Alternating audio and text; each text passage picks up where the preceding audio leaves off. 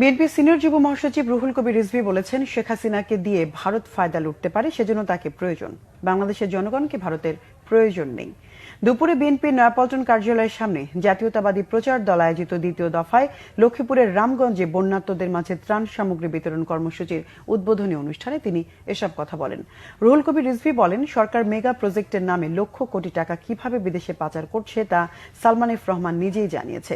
শেখ হাসিনা পরিবারের সদস্যরা বিদেশে থাকেন, দেশের টাকা লুট করে তারা বিলাসিতা করছেন, হাজার হাজার কোটি টাকা দিয়ে ব্যবসা করছে। কোথায় পেয়েছে সে টাকা প্রশ্ন রাখেন তিনি। বলেন, শেখ হাসিনা আইন শৃঙ্খলা বাহিনীকে দিয়ে গণহত্যা চালিয়েছে। মেধাবী কিশোর তরুণদের পাশাপাশি শিশুদেরকেও গুলি করে ঝাঁঝরা করে দেওয়া হয়েছে। যে শেখ হাসিনা দেশে গণহত্যা চালিয়েছে তাকেই সমর্থন করছে ভারত। আসলে ভারতের বাংলাদেশ বা দেশের জনগণের প্রয়োজন নেই, তাদের প্রয়োজন শেখ হাসিনাকে।